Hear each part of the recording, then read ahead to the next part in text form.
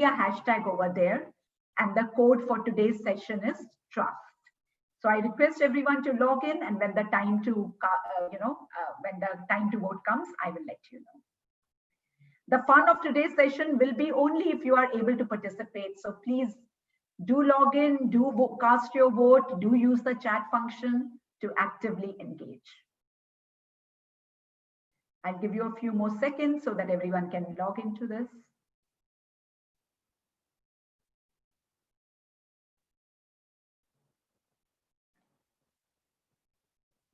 I want to start today's session by talking about the findings of the Industry Trust Survey. This survey is done jointly by CFA Institute along with Greenwich Associates. We all agree that when someone entrusts their hard-earned money to someone else to manage, it's a very big decision that they make. So the objective of surveys like these is to find out how are investors doing. What are their expectations from professionals like many of you on this call today who are either managing their money, who are advising them? And what we as professionals can do to better meet those expectations. As you can see from the findings of this survey, trust is not given uniformly across the globe. Before the world shut down, I spent 2 weeks in Australia. You can see Australia has the lowest trust rankings of any country in the world. And for very good reason, some of you may be aware that there was a Royal Commission report on the misconduct in finance industry. This survey was in the aftermath of the findings of a whole lot of misconduct going on in the industry. Country where I sit, UK, trust levels are again very low, 33%. We included South Africa this year, right? We have 12 countries now, and gradually the idea is to include more countries. In fact, I have recommended that Nigeria, after my trip last time, I recommended to my colleagues that Nigeria should be a part of this survey as well. So you might see that happen. So you can see trust is not given uniformly everywhere. Let's also look at the findings of this survey from relative rankings of different industries. We all know that when the last financial crisis occurred, which was more than a decade ago, the trust in our industry hit rock bottom. Over the last 11 years, it has gradually been inching up. But as we can see from the findings of the survey, we still have a very, very long way to go. We continue to lag behind many other industries. Let me show you some covers. I always believe that pictures, speak very far more impactfully than words do. Let me show you the cover of the Fortune magazine after the last financial crisis. These are the CEOs of the 4 largest global investment banks. And the question being asked is, what were they smoking? We definitely don't want to be smoking whatever they were smoking. As we all know, the previous crisis before this one was at the turn of the century, the dot-com bubble. This was the cover of the Fortune magazine then, when that bubble burst. Can we ever trust Wall Street again? And these 2 covers juxtaposed with the findings, the first 2 slides, the findings of the Industry Trust Survey, tell us a very powerful story. Investors do not trust our industry enough. And it's a cause of concern. Why is it so important? Why are we talking so much about trust? It is important because trust is at the core of everything in our industry. The concept of stewardship, the careful and responsible management of money entrusted to our care. Our industry is all about the concept of stewardship, values, and responsibilities. After all, the foundation of financial markets is public trust and public confidence. So now we know that the public does not trust us enough to do the right thing. We have established that it's a problem because it goes against what is at the very heart of our industry. So obviously things can't be allowed to go on like this forever. There's a problem. It is a critical problem. It needs to be addressed. So what do we do about it? Many a times in life, I find it helps to go back to the very basics and ask ourselves very simple questions. And I put it down in the form of 3 simple questions we can ask ourselves while facing any dilemma in our professional lives. A, does this violate the law? Is it illegal? Because of if the response to that is yes, it violates the law, that's pretty much a hard stop. We don't proceed beyond that. The problem in our industry is, and I worked in this industry for a couple of decades, and it's full of very smart people, very, very ambitious, very smart people. And we also know that we should not cross the legal boundaries. So very often we just stop short of crossing the legal boundaries, right? But we rarely stop to ask ourselves question number 2, that is it ethical? And question number 3, is it fair? How does it look from the eyes of the person who's getting impacted by my actions, i.e. my client? Do you know which is the first recorded bubble in the history of financial markets? The tulip speculation in 17th century Holland. For some reason, Dutch people were enamored by these beautiful flowers called tulips. They were buying tulips, they were buying tulip fields, they were sowing tulips. It was a national mania. People were just going crazy. And when things started getting out of hand, some enterprising people started selling something akin to what we will call futures in today's scenario. They started promising these greedy and trustworthy investors that at a future date, they will deliver them tulips or tulip fields, knowing fully well that when the time came, they will have no flowers to deliver. And many of us are aware what happened when that bubble burst. The Dutch economy suffered for a very, very long time. If I look at the behavior of the participants in this bubble, not telling lies, promising something, knowing fully well that you won't be able to deliver on your promise, make good on your promise, it's bad, but it's not illegal in most cases. However, their behavior definitely crossed the boundaries of ethics, and it crossed the boundaries of fairness. And when I look at the history of financial market bubbles, from the first recorded bubble to the last one, the credit crisis, we saw that slide on what were they smoking. The pattern remains, facts change, but the pattern remains the same. The behavior of the participants, their actions rarely cross the legal boundaries. And that's why we see there is crisis after crisis in our industry, but very few people end up going behind bars because legal boundaries in many cases are not crossed. But the boundaries of ethics and honesty and fairness are crossed with extreme nonchalance. So today's session is focusing on question number 2 and question number 3. This is one of the best definitions of ethical behavior that I have come across.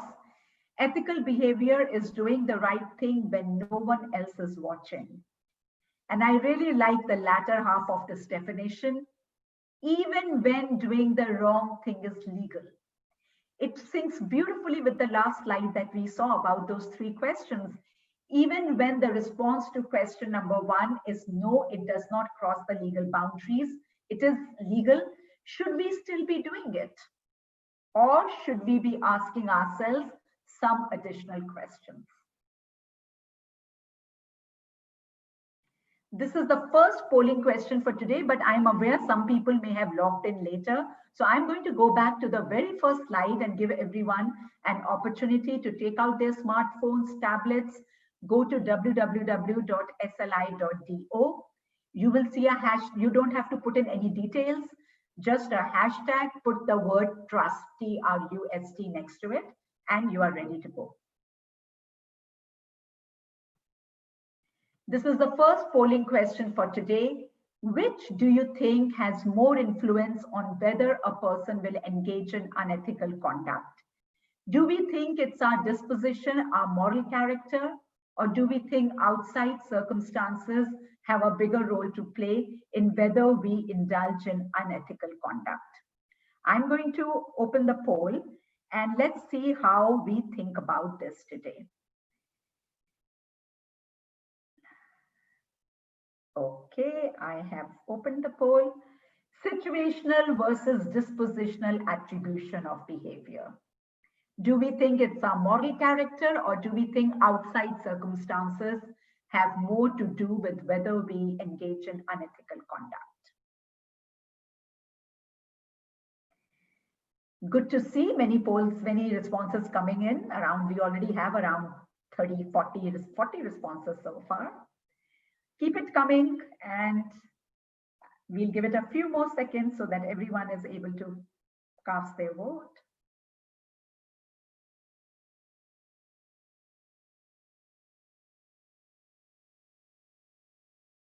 Okay, let's look at the result.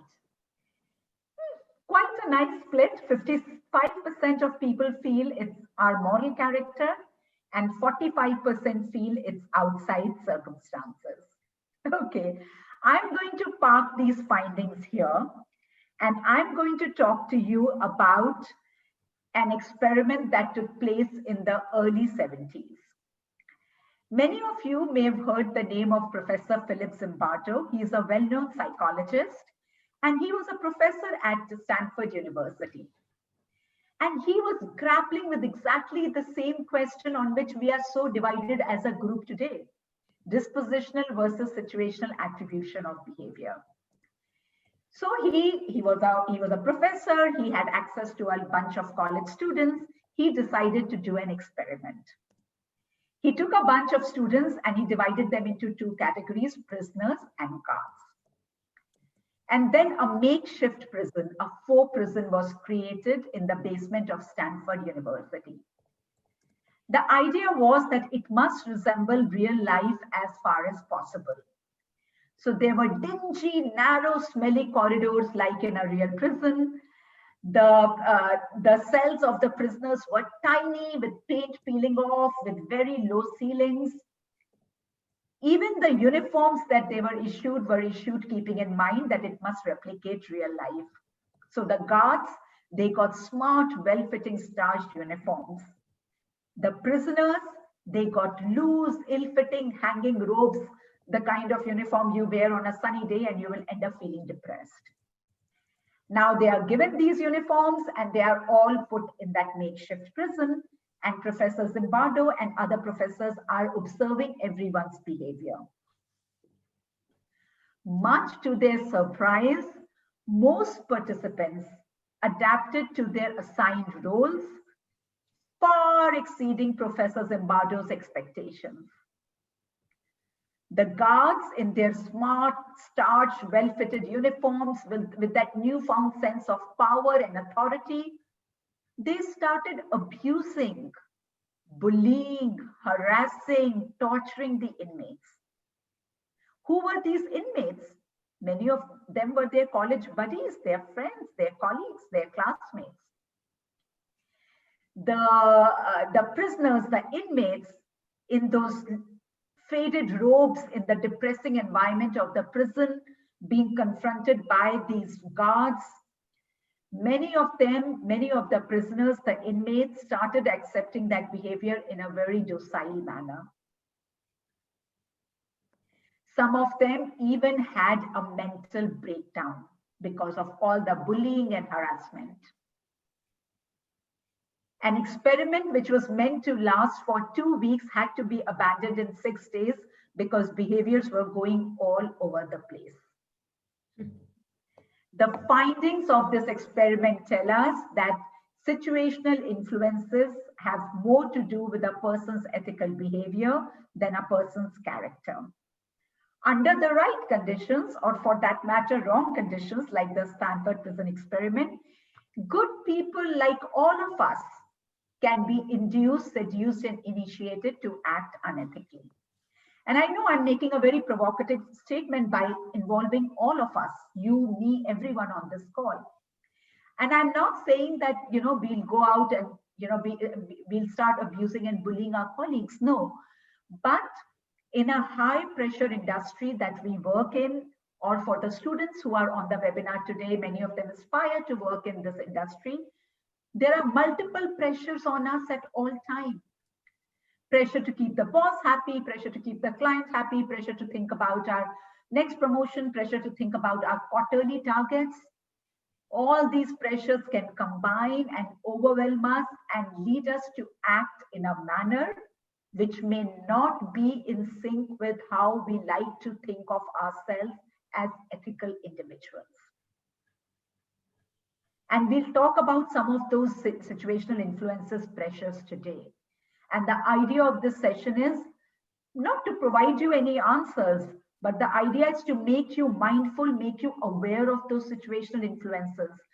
And to provide you some strategies to deal with them, so that next time you are confronted with them, A, you will recognize them, and B, you will hopefully be better equipped to deal with them. Let's look at our first case study. You are a fixed income portfolio manager who works as part of a team that invests the assets of large institutional clients.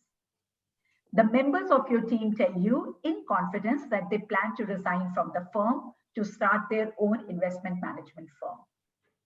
They invite you to join them, but you decline. You know that their actions will at least temporarily affect the performance of your clients' portfolios. So these are the facts of the case. You work as part of a team, you manage assets of large institutional clients.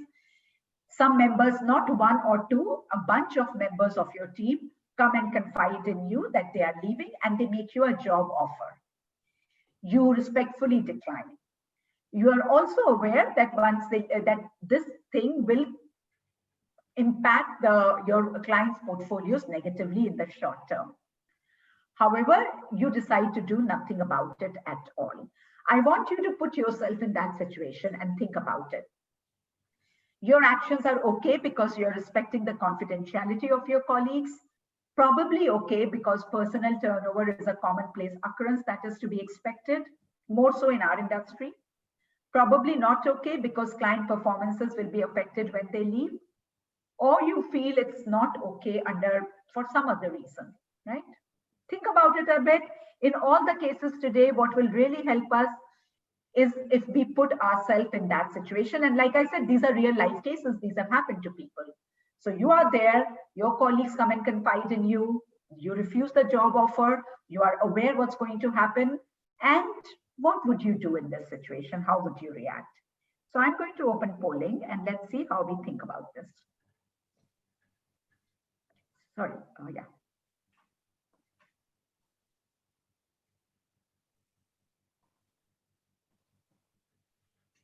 Feel free to write in the chat, defend your stance, what you chose, and we'll look at that as well.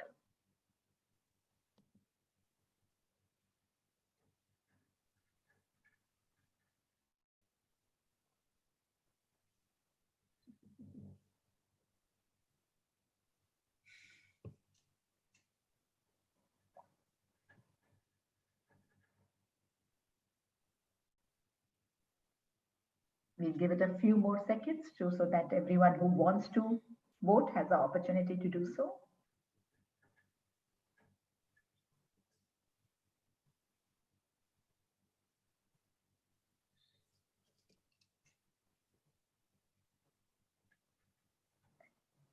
Okay, let's look at the voting is still open. In the meantime, I'll open the results. Okay, so almost half this group feels it's not okay because client performances will be affected.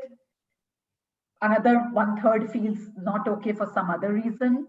There are some people, around 10% each, who feel it's okay because we are respecting the confidentiality of your colleagues. And I take that point because the fact is that many of us spend a lot of time at workplace, right? And some of our colleagues actually become good friends. And when somebody comes and confides in us, how do we, how do we break that trust? How do we break that confidence? So I get that totally. Some people feel that personnel turnover is a commonplace occurrence that is to be expected. And more so in the finance industry, it is a commonplace occurrence. So the question arises, is it really my problem? Should I be concerning myself with this issue? Is it my responsibility? So Shadi, do we see any comments about people, why they've chosen, are they saying anything about it? Yes, we have some comments in the chat box.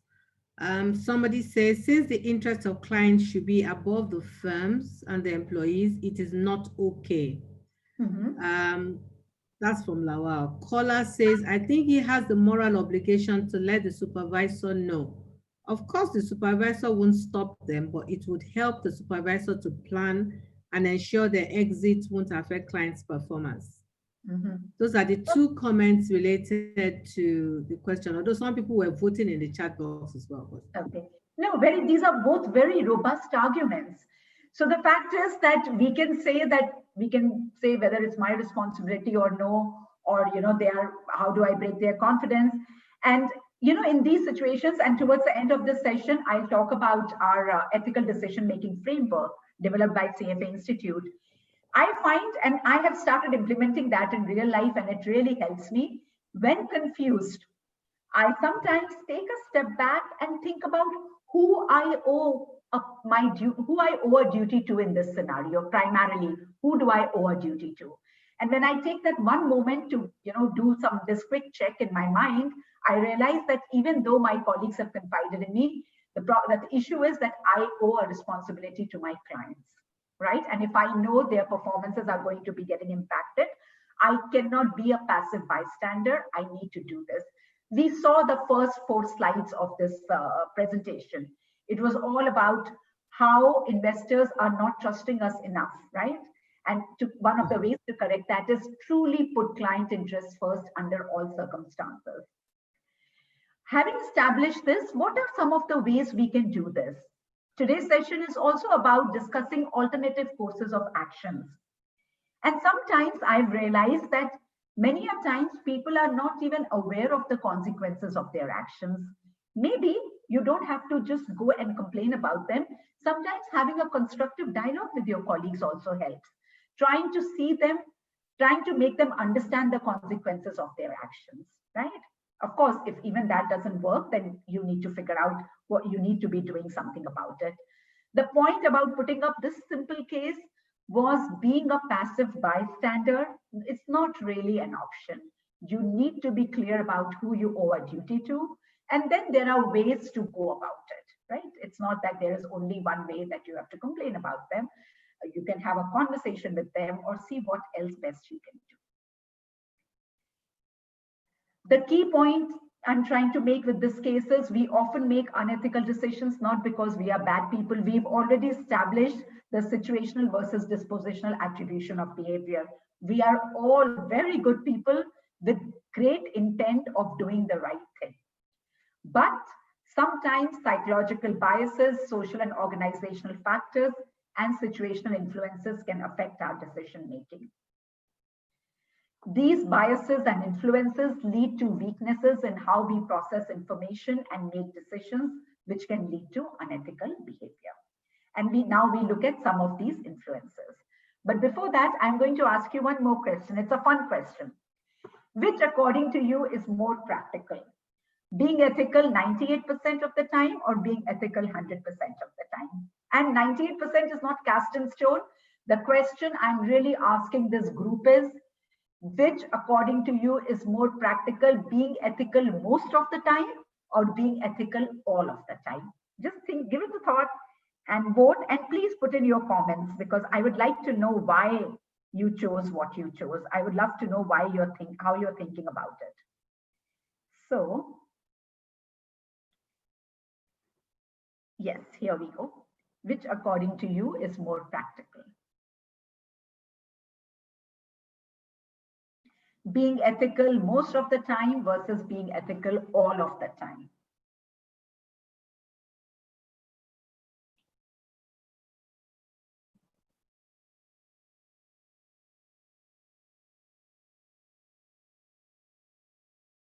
Put in your comments in the chat why you chose 98%, why you chose 100%.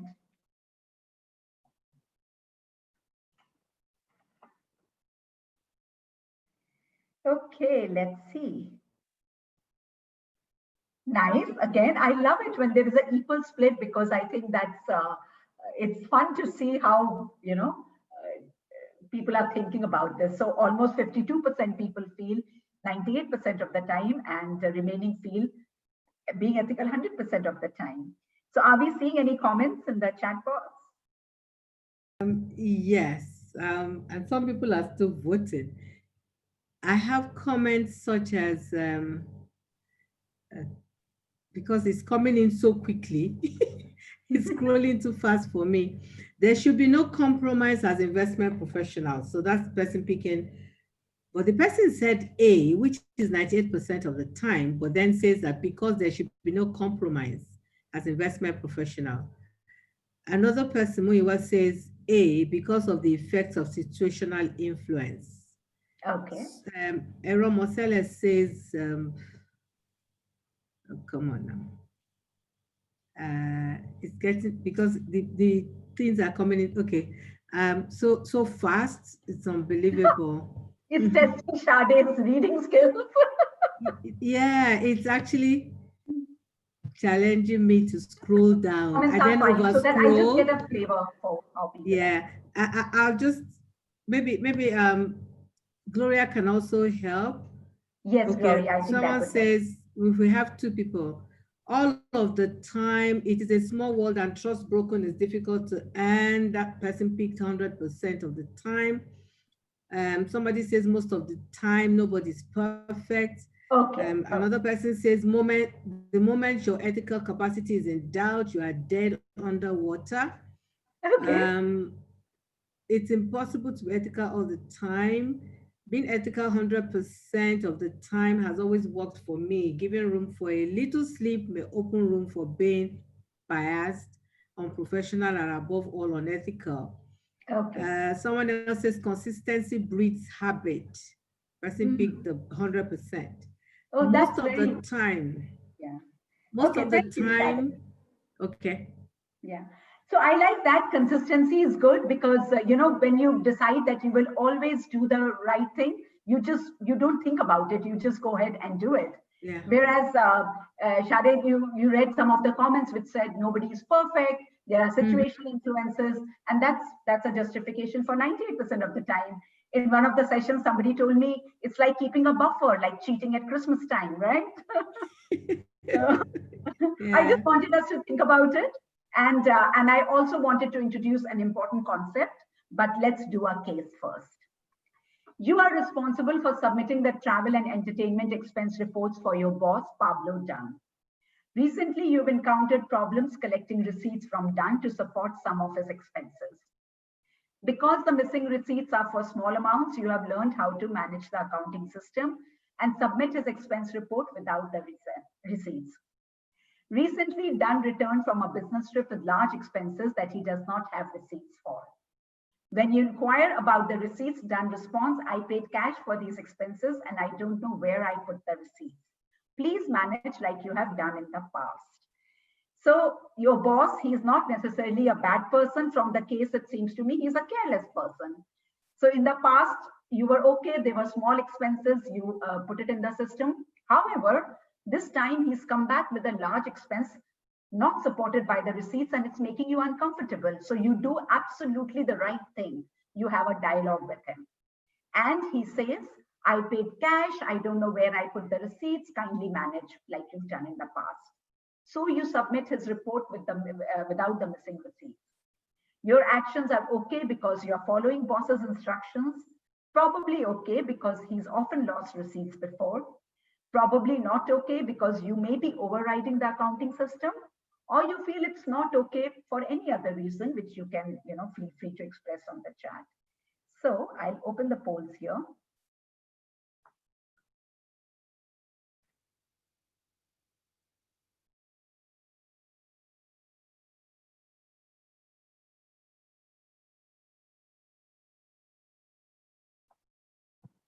Okay, because you are following boss's instructions. Okay, because he's often lost receipts in the past doesn't make him a bad person.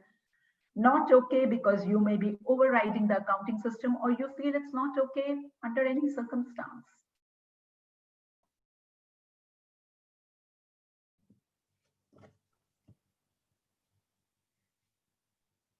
Some people are voting in the chat box. You're supposed to vote on the website, otherwise it will not form part of the summary. I know, yes. Thank you, Shade, for pointing that out.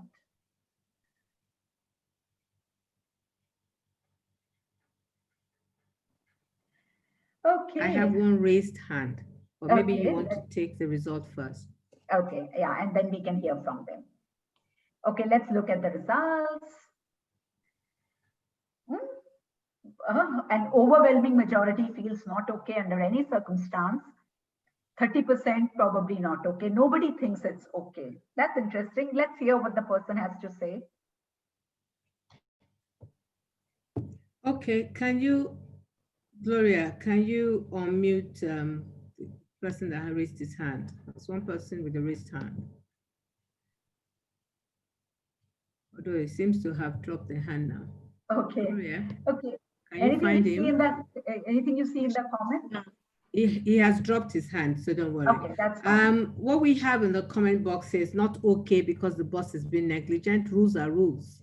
A lot of people are saying not okay, not okay. Then someone asked a question: what if he's the owner of the company?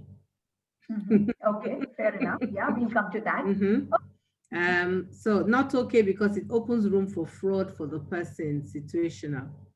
So most of the people that typed in the chat box were just saying not okay, rules are rules, except for that one question. Even the voting results show that 100% of this group feels not okay. Nobody has voted for it might be okay. So the point,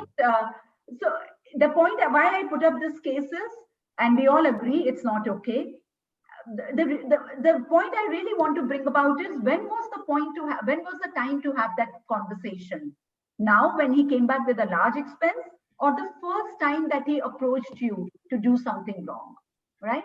By initially succumbing to his request of processing his expenses without the receipts, we kind of established a benchmark for our behavior, which kind of made him comfortable. He felt, okay, Sonia submitted this time, and I can ask her to do other stuff for me.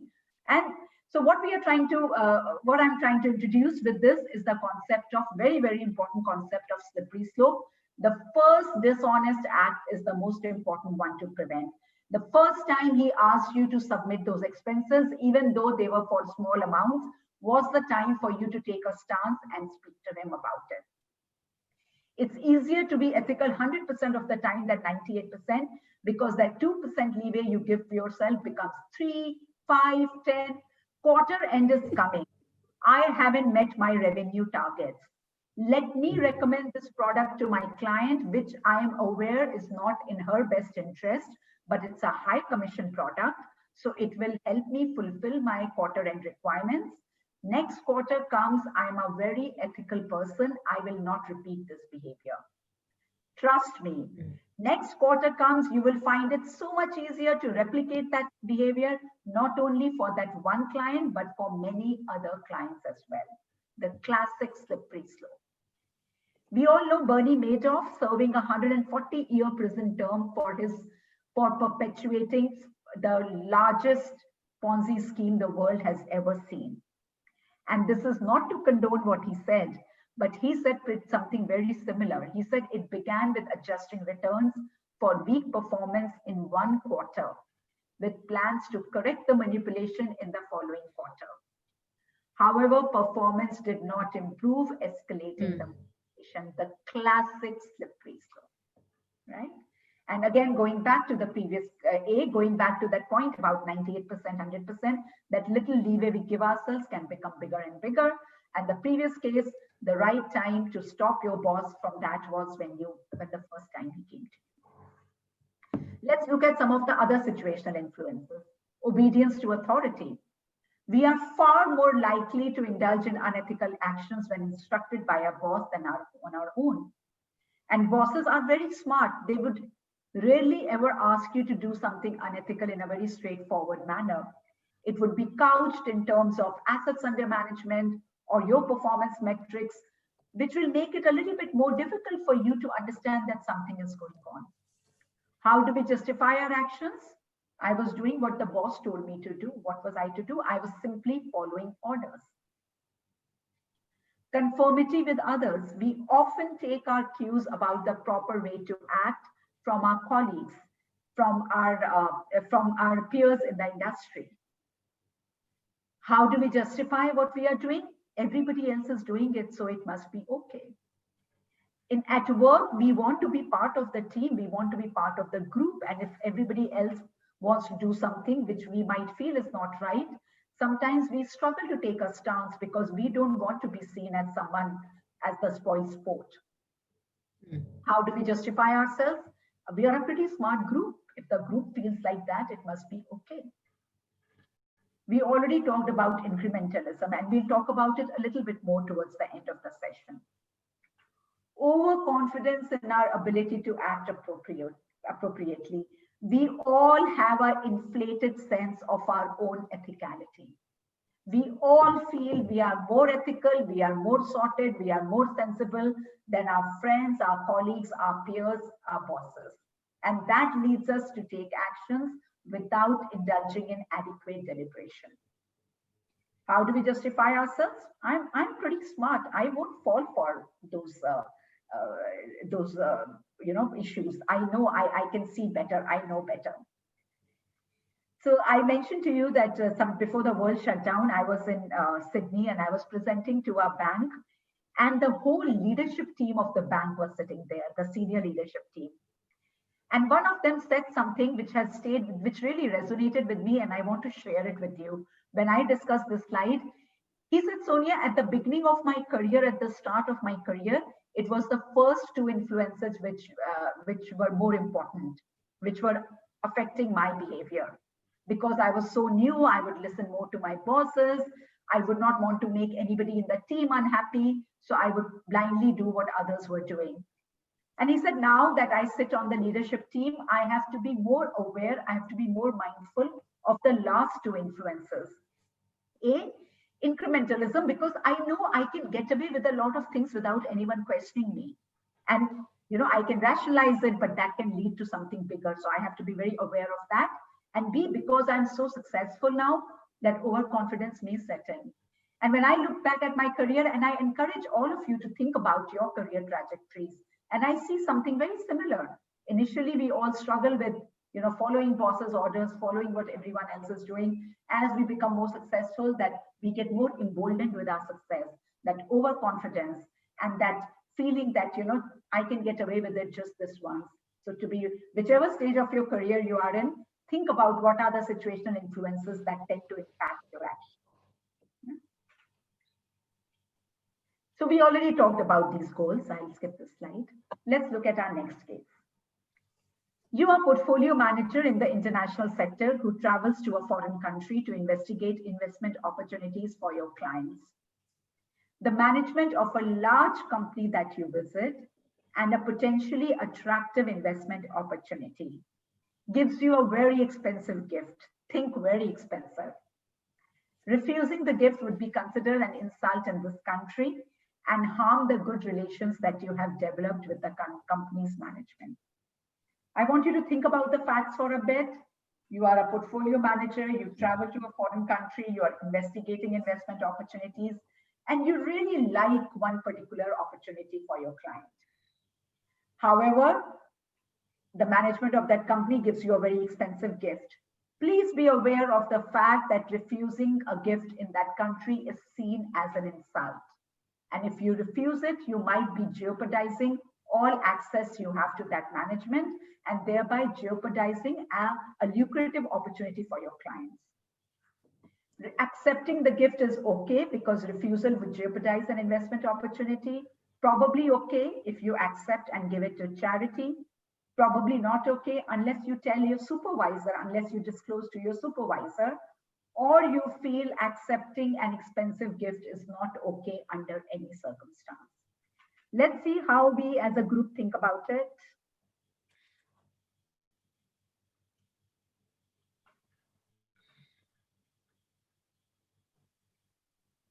To accept or not to accept is the dilemma.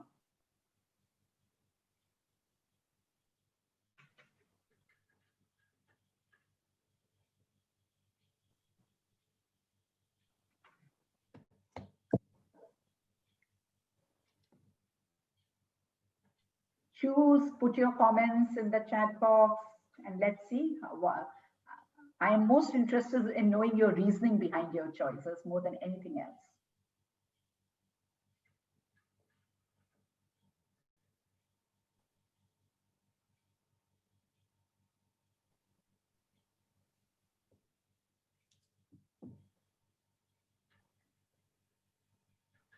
Okay, while you keep voting, I will open the response and see how we are. Okay, almost 70% says probably not okay unless you disclose to the supervisor. 20% feel not okay under any circumstance, and there are some people who feel fairly so that refusal could jeopardize an investment opportunity, and 3% feel probably okay if you give the gift to charity. Okay, Shade, let's see some comments. Okay, Gloria, post it now. No, those were questions. The comments are in the chat box. Okay, I thought you were going to take everything, but never mind. We have some people say, I would accept and disclose to my supervisor and customer. Someone else says, not okay, accepting it jeopardizes your independence and objectivity. Fair enough. Another one says, accept, but inform your supervisor so as not to jeopardize the investment opportunity. Another one says, not okay, very expensive gift is subjective. Those are the comments I have so far in the chat box. Okay, thank you. And I think another one says, I would accept and disclose to my supervisor and customer record. Suggestive. Not okay, an expensive gift has an undertone. Yeah, I think a lot of it has been captured in the comments. So thank you for your comments. Keep them coming. So the dilemma has been identified in the comments because someone said it might be seen to compromise your independence and objectivity. Even if it does not, it might be seen to compromise your independence and objectivity. So real is as good as perceived in our industry. And also you might feel under pressure after having accepted that gift. Some people might feel under pressure. So the point is that what should one do in these situations? And like I said, we are talking of real life situations. I would say in an ideal world, I would say we should never accept very expensive gifts in an ideal world, because then there is no issue. But we don't live in an ideal world. And sometimes we are confronted with these scenarios. And then we wonder what we should do, right?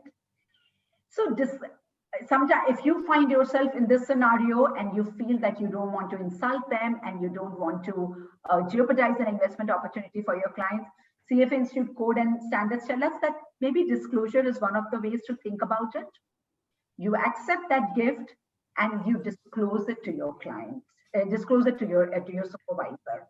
I would go a step further, and the code and standards actually tell us that it must also be disclosed to the client whose money is being invested in that company.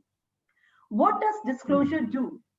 It gives your employer, your client, and heaven forbid if things were to go haywire, the regulator, an opportunity to assess your independence and objectivity. Shade, you were not there when I came to Nigeria last time. In one of the sessions, we had this case, and somebody commented, and I love that comment, and I've used it very often since then. They said, disclosure sets you free, right? And I thought that was a very nice comment. We are not saying that you abdicate all responsibility after disclosing, but disclosure does help you in certain circumstances when you can't do much about it. The point also is that so many companies have this policy that people can't disclose, and they necessarily have to put it in a common company pool. So, at Christmas time, people go out for a nice meal, or the company gives it to a shortlisted charity, so that no one individual benefits from that, right? So the company is not insulted because you accepted that gift. B, you disclosed it to all the right people, and you gave it to the common company pool, so you are not getting impacted by it. I also put up this case very often is because we have people from now, it's not only investment professionals, many a times in my sessions, there are people from HR, there are people from compliance.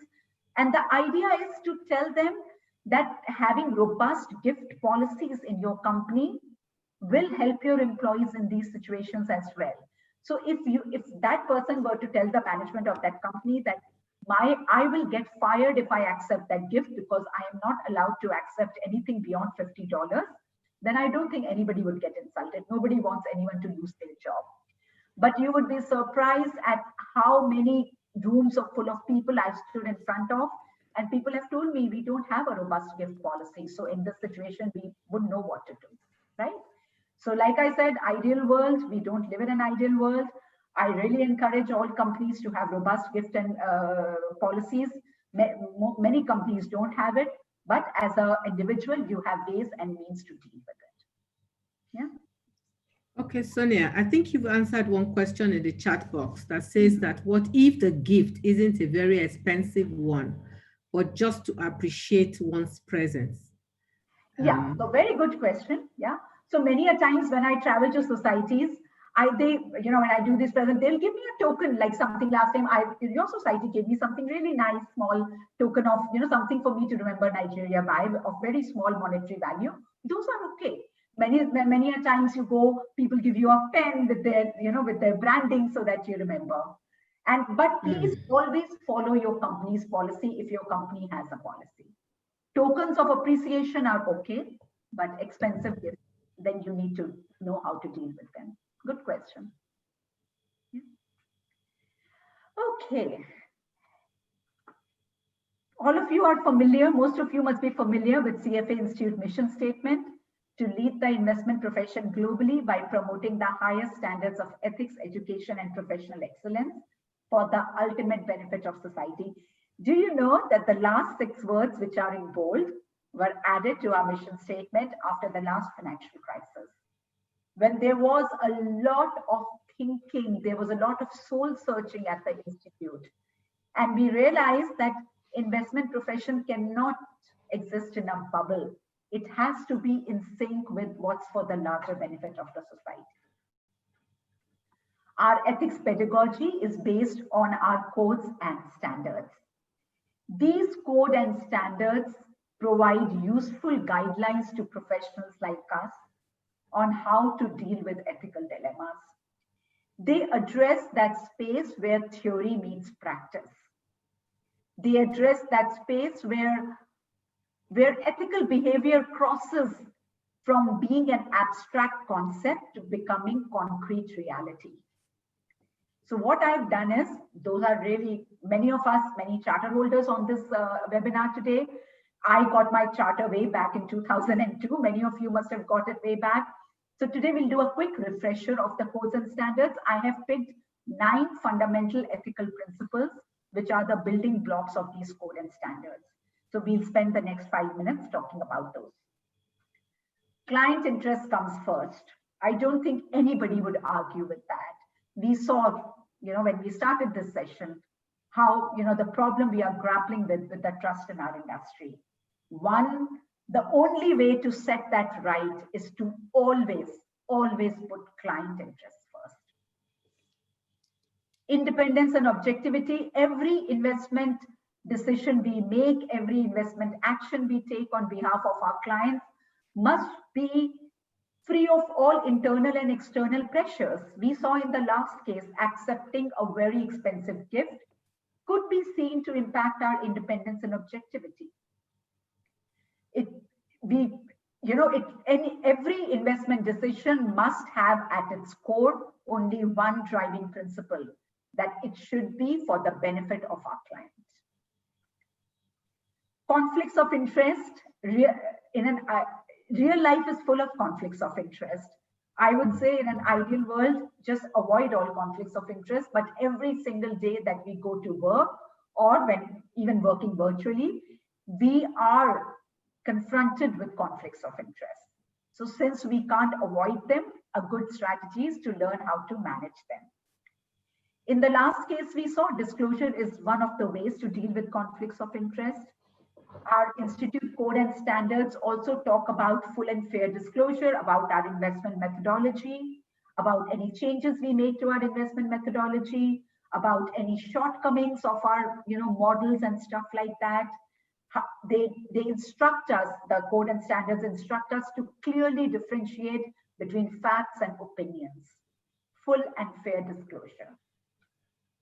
Prohibition against using material non-public information. Why should we not indulge in insider trading?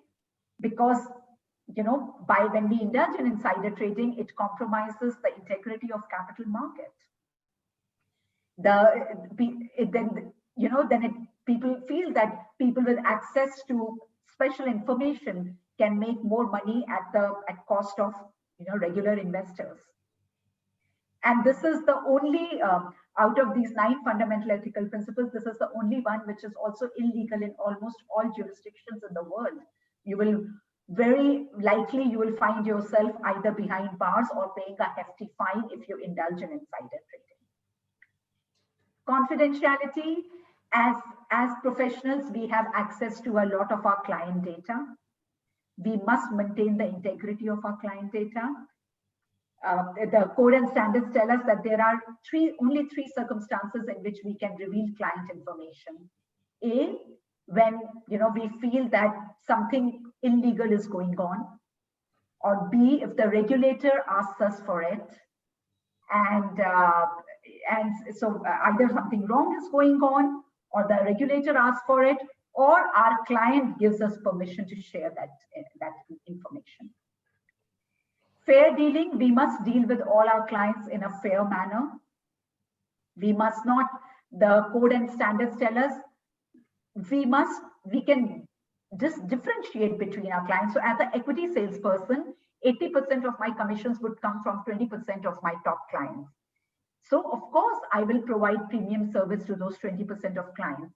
But if my analyst has made a change in recommendation, I will make sure that first an email, a Bloomberg note has gone out to all my clients so that everyone has access to the same information. Then I'm free to pick up the phone and specifically talk to those key clients who are giving me more commissions. So this says you can differentiate between your clients, but you must not discriminate. Diligence is what it means in the English language. Put in the work.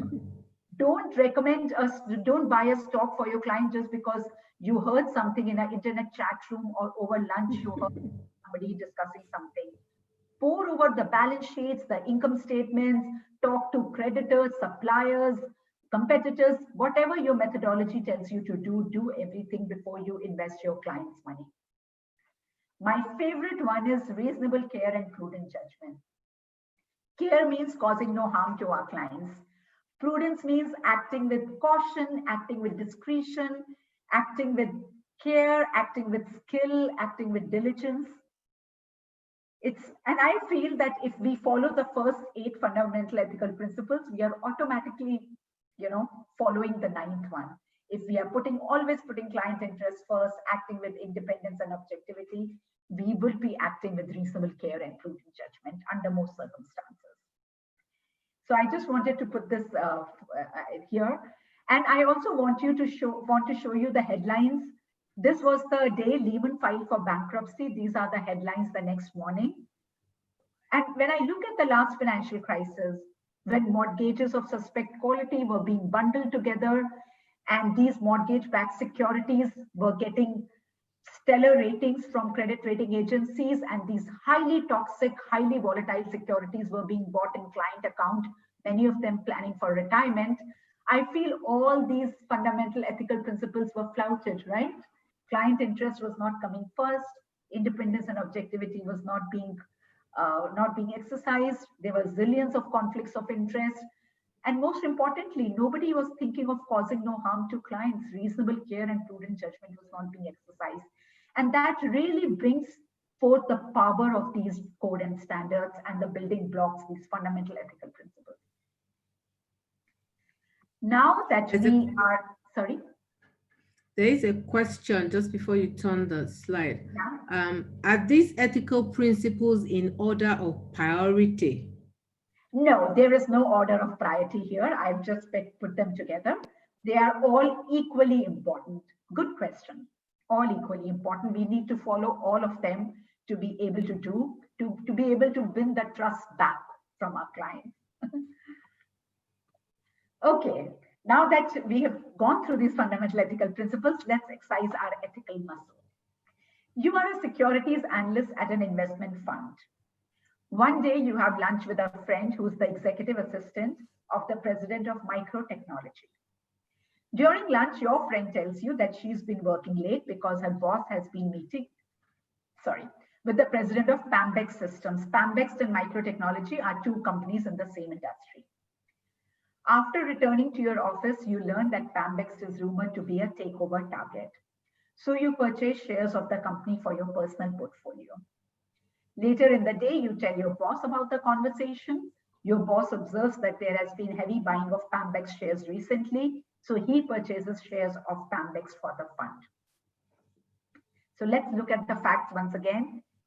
You are a securities analyst, you have lunch with a friend.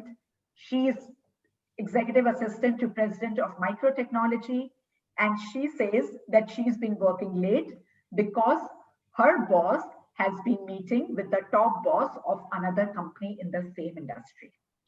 You come back to your desk and you learn that Pambex is rumored to be a takeover target. So you purchase shares for your personal portfolio. After you bought shares for your personal portfolio, you tell your boss about it. Your boss observes that there is heavy buying in the shares, so he purchases those shares for fund. Should you or your boss have purchased shares in Pambex? And I really want you to think about those fundamental ethical principles because many of them are at play here. That's why I put this case after we discuss those fundamental ethical principles. You and your boss were free to purchase shares. It was okay for you to have purchased shares, not for your boss. It was okay for your boss to have purchased shares, not you. Neither you nor your boss should have bought shares. Think about all those fundamental ethical principles.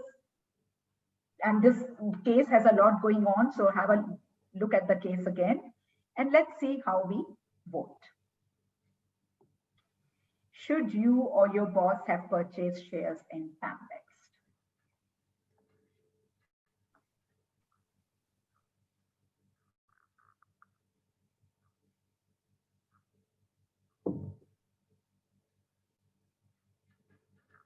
Put in your comments why you are choosing, what you are choosing.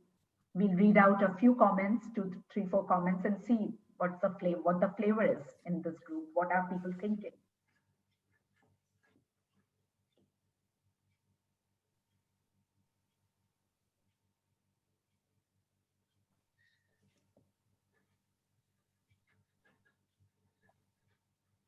Should you or your boss have purchased shares in Pambex?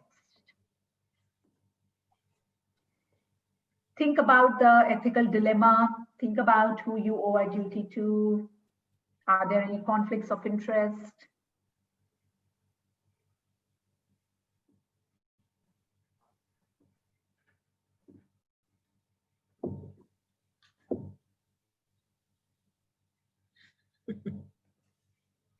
Let's see how people are voting.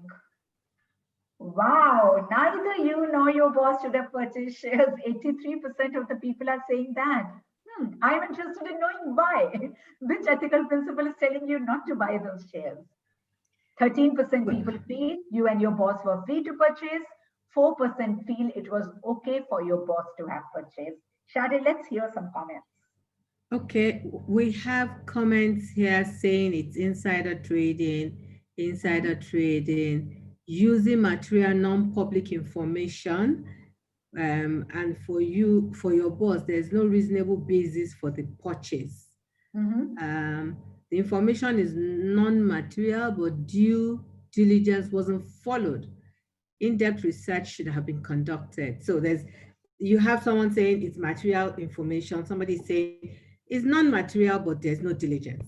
Buying the shares by either you or your boss will constitute to trading on material, non-public information. It is wrong.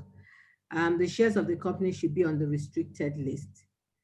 Because you I don't think it's non-material, non-public, as you didn't learn about it during lunch.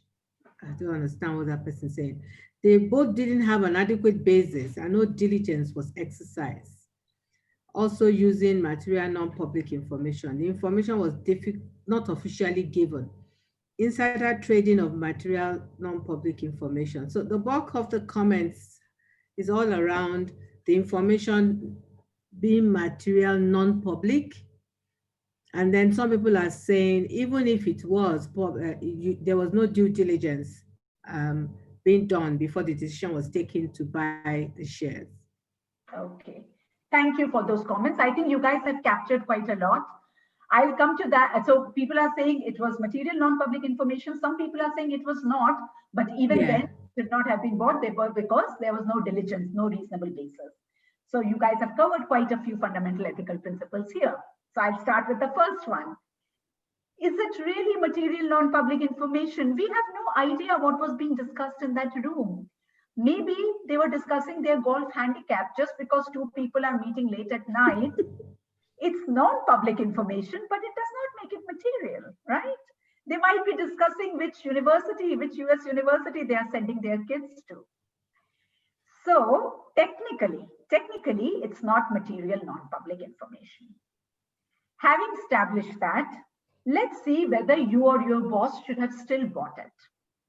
So very good point has been raised that even if it's not MNPI, there is no reasonable basis. I agree with that. The boss didn't really put in the work. Where is the diligence? He came, he saw something, and he bought it. Again, the point is that in some, so as a equity salesperson, I've seen some of my clients would have a very tiny percentage of their portfolio, very tiny, for special situations where, you know, if market is telling them something, they would go ahead and they would buy it and things like that. I'll come to that point that even if, you know, A, there is no diligence, and B, supposing you bought it. And now the rumors come true. The merger happens. The stock hits sky high. Now, regulators, being the way they are nowadays, they will look at which funds were active in these companies just before the merger. And the name of your fund is going to come up in the regulator scrutiny that this fund bought.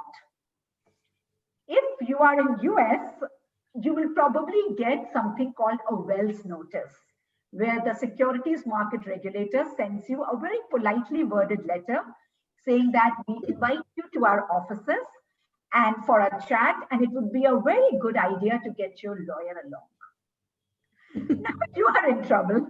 You did not act on any material non-public information, but the regulator has asked you. So you go to the regulator's office. What will help you make your case to the regulator then? What will help you is your documentation, is your diligence. If you show that I did not act on MNPI, this is, you know, I followed my methodology. This is, I have documented it. This is how we do it. Your diligence, your reasonable basis, being able to prove to the regulator that you had a reasonable basis to do that. That will stand you in good stead. So what we are trying to say is there is no shortcut to this, even if it is not MNPI. In this environment that we live in, where regulators are hyper vigilant for good reason, they are hyper vigilant because a lot of crap is going on. It helps to have your, you know, reasonable basis properly be there and properly documented. What is wrong with you buying those? Nobody commented on that. You are managing your own money. You are not managing other people's money, and you don't have to exercise. Even if you're a CFA charter holder, you don't have to exercise diligence in how you manage your own money, right? You are free to lose all of it and invest it. The point is, in some firms, and I know the firms in which I worked, If I acted before my client, it was seen as front running. So you acting without giving your firm, your clients an opportunity to act on the information, you acting on it can be seen as front running in some firms. I'm not saying it would be the case in all firms. So just, covering all the possible aspects over here. So it takes me back to that slide about, even if it is legal, you realize that it was not material non-public information, it was legal. Should you still be doing it? And if you are doing it, make sure always it's a best practice to follow those fundamental ethical principles. Have a reasonable basis, be diligent, document, make sure that, you have everything to show for, you are doing the hard work, make sure you can show it as well. Okay, at the beginning of the session, I talked to you about the ethical decision-making framework. This has been developed by CFA Institute, and it is meant to provide, it's a tool to analyze some of the ethical dilemmas that we talked about in finance industry, in investment industries, situations that don't have a strict right or wrong answer, which are shades of gray. It tells you there are 4 steps. Of course, the first step is to recognize that there is an ethical problem. If you don't recognize there is a dilemma, it will be business as usual. You won't do anything about it. Once you have recognized, the first step is to identify which is the ethical principle involved. We saw in the gift case, it was independence and objectivity. We saw in the last case, there were several ethical principles involved. Who do you owe a duty to? Like I said in the first case, just when you are confused, take a step back, think about who I owe a duty to. In the team's case, it was clearly you owed a duty to your clients to do something about it. To be able to properly analyze the ethical principles and with who I owe a duty to requires a rigorous review of all the facts. If you see in every case, I've repeated those facts so that you can assimilate those facts before choosing your option. Also see if there are any conflicts, if is the situation getting further compounded by any conflicts of interest. Once you have done all this, consider, are you acting under any situational influences? Are you acting under boss's orders? Or are you acting from a position of overconfidence where you are just thinking that, because, or you are justifying your actions by saying just this once? Are there any alternative courses of action? In the team's case, we saw maybe having a constructive dialogue with your colleagues can help situation in some times. Do you need any additional guidance from a mentor, from a boss, from somebody else in the industry who you respect? Once you have identified everything, considered everything else, act by making a decision. Sometimes it might involve elevating it to your HR department, to your compliance department, and in a case where there is illegal stuff going on, you may have to reach out to the regulator. Reflect on what you have learned and on your strengths and weaknesses in applying this ethical decision-making framework. The point is that you haven't even realized, but in the cases we were going like that. I was telling you, think about who you owe a duty to and think about the fundamental ethical principles. This does not take hours and hours of thinking. Once you get used to doing this, in a few minutes, you can just run it through in your mind or sit down with a pen and paper and write, and it will help you arrive at an optimum course of actions. Maybe not the best course of action every single time, but as you do it more and more, you will get better at it. Okay, so we are around, so Shadi, how much time do we have? Can't hear you, you are on mute. Apologies. For you to round up like 5 minutes and then we can take some questions. Okay, perfect. So I am, two things I want to do. First, I want to talk about rationalizations, and then I want to talk about a real life case study, which will put everything that we've discussed in the last 1.5 hours together. I talked about the concept of incrementalism, the slippery slope, and this is the second concept which I really, really want to leave you guys with. Rationalizations. They provide the justifications for not taking the right course of action. You have to know that human mind is excellent at rationalizing our actions. We are all very, very good at it. It justifies behavior that is inconsistent with our own opinion of ourselves and changes our perception of a situation to defend our behavior. And I really like this quote: there has never been an act done since the beginning, from a kid stealing candy to a dictator committing genocide, that the person doing it didn't think he was fully justified. That's a mental trick called rationalizing. And it's done the human race more harm than anything else you can name. If you find yourself in any situation, if you find telling yourself one of these sentences, please, it's my request to you, take a pause, take a step back. Any of these, if you find yourself, saying, I want to be a team player, that is the way they do it at Firmex, just realize that you are rationalizing your action. And take a step back, think about it for a moment. Now what I want to do is, I really want to end this session, run this by the legal department, but run super fast so that ethics department doesn't see the classic tussle between ethics and legal. So I want to bring together everything we discussed in the last hour and a half in the context of a real life case that's happened. And that will probably help you understand that how important it is, the learnings of today's session. The gentleman you see on your screens, his name is Tom Hayes. Tom Hayes was, this is the title of the slide, The Spider Network, is the name of a book which I read last year before last, I think. And it's on LIBOR scandal, and more importantly, it's on Mr. Hayes' life.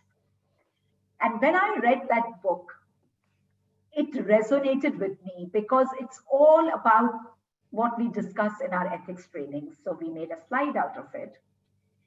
And so Mr. Tom Hayes was hired by UBS in 2006 to be for their derivatives desk in Tokyo. He was, he was a very smart kid, straight out of college. He got an internship with RBC, with Royal Bank of Canada, with Royal Bank of Scotland. Both the places he did a great job. And then UBS heard of him and they poached him for their Tokyo desk. In a very short span of time, Mr. Hayes made a name for himself at the bank. Very soon, he was known amongst the smartest derivatives trader on the street. Mr. Hayes had a very nice system whereby through his network of contacts, brokers and traders, dealers in various institutions across the globe, he had his contacts who helped him manipulate LIBOR. We know that trillions of dollars worth of transactions worldwide are referenced to LIBOR. So if you have an indication about LIBOR, you have a very significant edge. So these traders and dealers, in return for trades and commissions that he would send their way, they helped him manage LIBOR in a direction that would be profitable for his trades. He was making millions and millions of dollars in profits for his bank, UBS. When the last financial crisis hit, we saw that slide the day after Lehman filed for bankruptcy. Mr. Tom Hayes was at the top of his game, manipulating, rigging LIBOR and making millions of dollars profits for the bank. That summer, Goldman Sachs approached him. In fact, in 2008, early 2008, Goldman Sachs approached him with a $3 million sign-on bonus. They wanted to poach him. He refused. Later that year, Citibank approached him with a similar offer, which he accepted. So when this whole story unraveled, he was no longer working with UBS, he was working at Citibank. In the aftermath of the financial crisis, there was a lot of chatter in the market about reliability of LIBOR. So the regulators, they started looking at it. They wanted to know what's going on. And any conversation that they would have anywhere in the world, one name kept popping up, Tom Hayes. So they approached Mr. Hayes. And when the investigation intensified, Citi, which had paid a $3 million sign-on bonus a few months ago to hire him, promptly let go of him. They did not want to have anything. Finally, Mr. Hayes got an 11-year prison term, which was very much top of the line for white-collar crime. He's behind bars, away from his young child and wife. He's gone broke fighting all these legal cases, and he'll probably never get an opportunity to work in the finance industry again. That's one part of the story. The part of the story I want us to focus on today is what he said in the court. He said manipulating LIBOR seemed like common industry practice. Everyone else was doing it. Who was I to question? Remember that situational influence on taking about our cues from our colleagues and others about the right thing to do? How do we justify everyone else is doing it? He also told the judge, my superiors were aware of what I was doing. In fact, they continuously pushed me to pursue an envelope pushing strategy. Remember the situational influence about following bosses' orders? He said his bosses, if you read the book, you realize his bosses just turned a blind eye. They didn't want to know what he was doing. They knew, but so the point is that bosses are not behind bars, colleagues are not behind bars. He's the one who was behind bars there because his phones were tapped and there was a lot of emails and there was a lot of evidence against him. I also realized when I read that book that Mr. Hayes did not get up one fine day and he said, let's be unethical, let's start rigging LIBOR. It started really small. He had issue with one trade. He managed to set it right. And then it increased his confidence. He got emboldened to take bigger and bigger bets. The classic slippery slope. And the more confident he started getting, the more emboldened he got, the more success he got, the more overconfidence he acquired. And I love the way that all the 4 situational influences we talked about, bosses' orders, taking up conformity with others, incrementalism, the slippery slope, overconfidence in our own ability to do the right thing, came together beautifully in his case and led to some very, very serious wrongdoing. Such a young, intelligent, bright man, and not being able to work in finance industry ever again, probably. So I want all of us to think about this deeply, because these situational influences in one form or the other may be acting in our professional lives as well. Maybe we are not recognizing them. So maybe we need to become more mindful of them. And also remember that, they can have pretty severe consequences if left unaddressed. And to end the session, this is my favorite quote from Warren Buffett. After they obey all rules, I want my employees to ask themselves whether they are willing to have any contemplated act appear the next day on the front page of their local paper to be read by their spouses, children, and friends, with the reporting done by an informed and critical reporter. Think about, in the present digital age, think about a YouTube video of your actions going viral. If that makes you uncomfortable, that should give you a cause for pause. Shade, over to you. Thank you very much, Sonia. Thank you for such an engaging time of reminding us and educating us on the little acts that can become an issue for us on the ethical side in terms of our actions. Now, Gloria, you said you were going to summarize the questions. There were a few questions that came in that would like you to provide answers to. I'll just read the one I have on my screen now while Gloria pulls them together. This question says, despite efforts of bodies like CFA and many more, it appears, did you just put something as it moved? It appears the issue of trust remains a mirage. Is that a manifestation of failure of key players, or why? I agree with you. It really seems like a mirage, and it's decade after decade we see one bubble after the other happening in our industry, which breaks investor trust. We saw how 11 years after the financial crisis, we are still struggling to get that trust back. I think it's so in my role, I have the privilege of getting to meet many regulators. So across the region, I'm responsible for Europe, Middle East, and Africa. I have met a lot of regulators. I meet a lot of industry professionals, and the one thing that comes through very clearly is through, I talk to professionals in the industry, that there are enough rules and regulations, but they are not being followed in the right spirit. It really goes back to those three questions. The rules are being followed in letter rather than in spirit. We find ways and means to go around those rules, which leads to acting in unethical manner, which leads to acting in manner which are not really honest. So I think every single person in the industry, and sessions like today are a small step in that direction from CFA Institute to remind all of us that we have to play our individual roles. We just can't rely on rules and regulations. There are enough rules and regulations. We have to do our bit to make sure that they are followed in the right spirit, not just in letter. And I think if all of us start making those little efforts, I am very hopeful that we will see the situation change. But till then, yeah, we have a long way to go. I agree. Yeah, I think you nailed it on the head when you said is the motive behind complying with the rules that's key. Is it just to obey the letter of the rule or the spirit of the rule? And that's the key thing.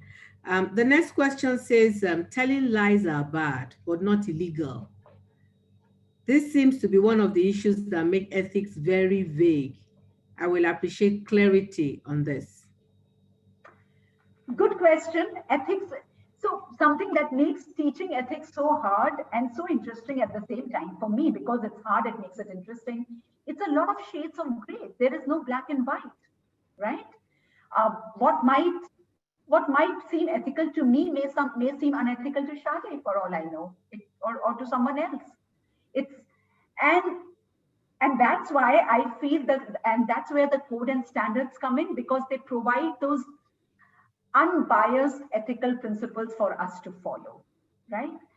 Coming to your question about telling lies, it's not illegal, but it is unethical. It's not honest. It's about asking those three questions.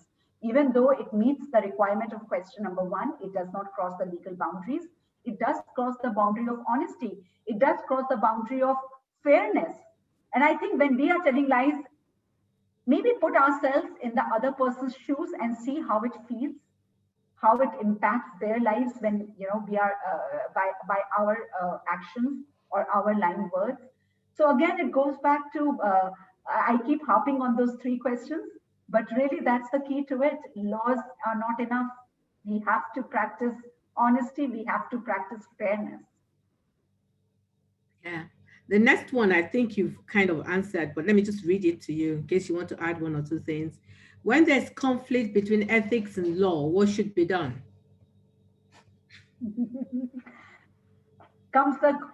So law is here, and I think ethics is at a higher level, right? Ethics is more aspirational. Law tells you what you can do and what you cannot do. Ethics tells you even if you can do it, should you still do it? It's between could, can, and should. Law tells you whether you can do it or no. If you do it, you will find yourself behind bars. And if you do this is fine, you're allowed to do it. Again, going back to that question, asking yourself, even if I can do it, should I still be doing it?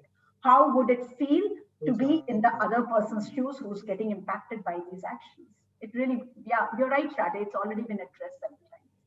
Yeah, but the person was asking if there can be a conflict between ethics and law. Can there be a conflict? Conflict in the sense, logically, there shouldn't be. Can you be keeping the no? Can you be ethical even if you're? Can you be unethical even if you're keeping the law? I think that's what the person is trying to say. And like you mentioned, ethics is higher. So ethics embodies the law. So yeah, if you're breaking the law, you are unethical.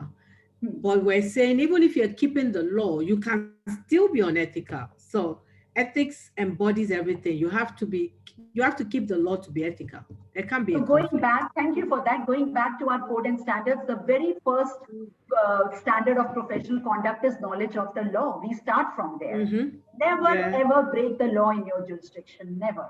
Ethics comes after that. So thank you. Okay.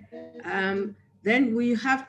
Okay, that's it. Is there a whistleblower obligation in the CFA ethical framework, or is dissociation from ethical behavior enough? Sorry, I didn't get the question, Shade.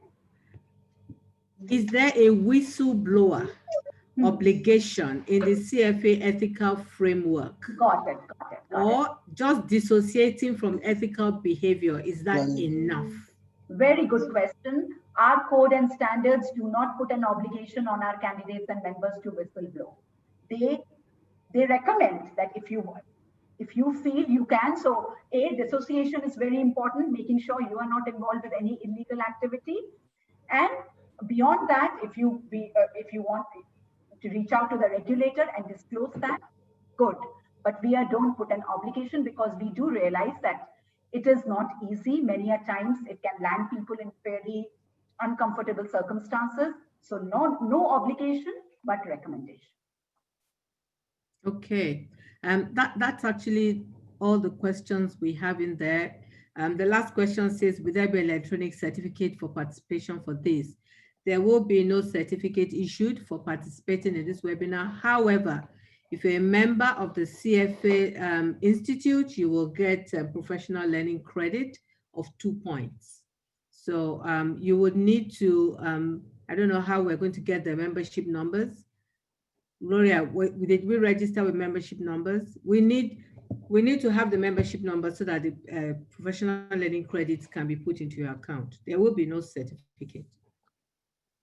Okay, any other questions?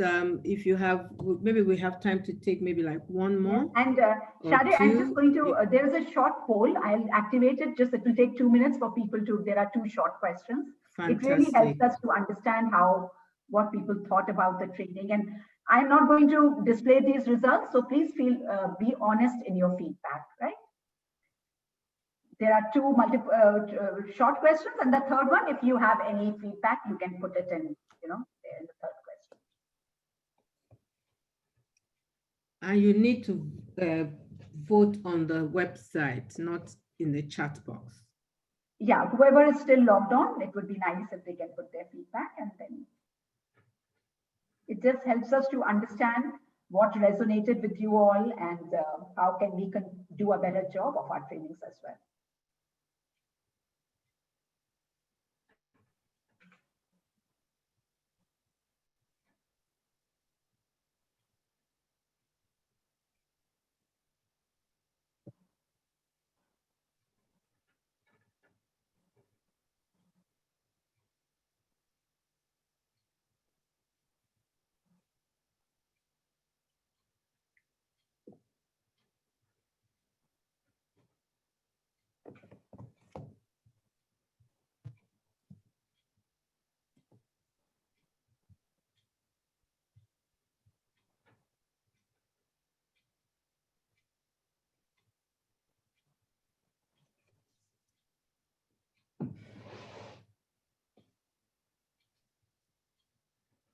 Many thanks, everyone. I'm seeing almost as many people as were voting are putting in their feedback as well. So thank you very much for that. Yeah. As at this point in time, we have 140 people on the webinar. Okay. That means some people actually dropped off, because at the peak of it, we had 172. 172. Okay. No, that's excellent. That's excellent. And almost, I've noticed that around 60, 65 people have consistently voted. So that's good as well. Yeah. So. Great. And I thought that thank you to everyone who participated in the chat. That was really good to hear people's view. And Shade, you did an excellent job of reading out those very fast incoming messages. So congratulations. Yeah, we should be saying thank you to you, Sonia. Thank you for enlightening us and reminding us of our obligation to our market. There's some things that I have picked that I love that definition of ethics, doing the right thing when no one is watching, even when Yeah, doing the wrong thing is legal. It's correct. really Yeah. profound. It summarizes everything and puts it in proper context. Yeah, no, that's one of the And best definitions I've come across. Yes, it is excellent. And we need to keep reminding ourselves that situational circumstances can induce even unethical behavior in the most holy of people. So Correct. Yeah. we shouldn't assume that we cannot be affected. So one of the key things we can use to guard ourselves is to ensure we don't put ourselves into circumstances that can make us want to or consider it. And I think you've done an excellent job of giving us the examples of those kind of situational circumstances. Um, your boss can influence you, your friends can influence you. What's happening in the market, everybody's doing it. It's not an acceptable excuse. So we should be saying a very, very big thank you. And also the fact that we should be careful of the slippery slope. Yeah. That's another one. Incrementalism and then rationalization, rationalizing behavior. That's what happens a lot in our market, really. People justify things, people lose the sense of could it be right just because a lot of people are doing it, and therefore they do not even see, they don't even recognize that as an ethical situation for which they should pull back and reassess what behavior would be right. Also, you talked about front running and being very careful about that as well. So thank you so much. I have a few announcements for everyone on the webinar. As you are well aware, we have an industry practitioners ethical challenge that we have opened application for. And we're going to be having an ethics challenge where we would have people who are working in the industry being the ones that would be presenting their opinion on the ethical cases that will be given out to them. So if you haven't shown interest in participating, you still have time because the application opened on it opened on August 11, about 2 weeks ago, and will be closing on September 11. You are going to be participating as an individual, not for your office. So it's an individual thing. And what we want to do is we want to create fun. We want to remind ourselves of ethical principles in a fun manner.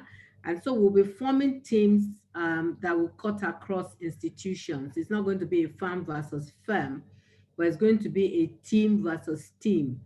And we will have an event that we will announce to you where we will make a draw to form the teams.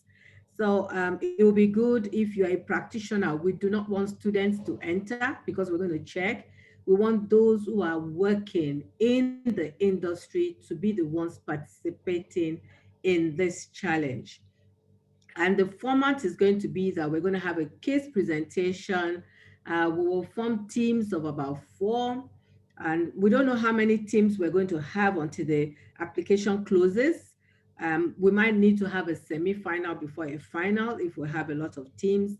But it's just going to be a very, very nice way of getting to know people in your industry, because you might find yourself working with someone that you've never met before and creating some bonding and working together, building that team spirit, and then coming to make a presentation. And Sonia has volunteered to be one of our judges for the grand finale, the real finals of the finals.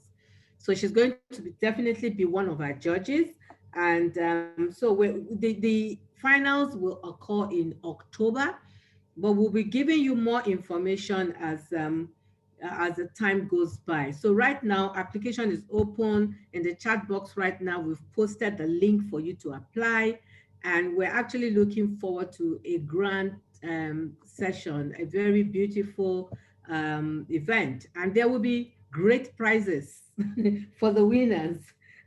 There will be great prizes for the winners. We're also going to have a regulator be one of our judges. So we will not be allowing the regulators to participate at this stage. We want industry practitioners to be the ones that form the teams and are competing against one another. There's professional learning credit for this session. So if you're a member, you will be getting 2 points for having attended this session.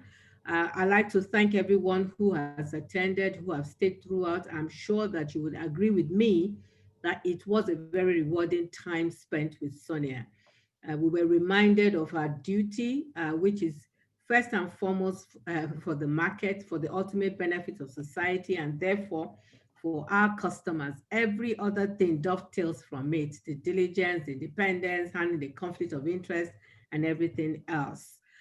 So Sonia, I'd like to say a very, very big thank you again for having made out time for us and having led us through this webinar. No, thank To you all for the having members me. of the, to all the members of the Board of Governors, I don't know how many of them are on this webinar. We say thank you for giving us this opportunity to run the session as advocacy committee. Then I'd like to thank the advocacy committee members themselves, especially our sub-team under advocacy that is focused on ethical profession, led by Tosin Ojo. Thank you so much for putting this together. They put it together from beginning to the end, and they're also in charge of the ethics challenge. Thank you so much, Tosin, for handling it on our behalf. Society staff, we can't do anything without you. Thank you for all the mails you keep sending out and setting this up and making sure that it ran and successfully. We are exceptionally grateful.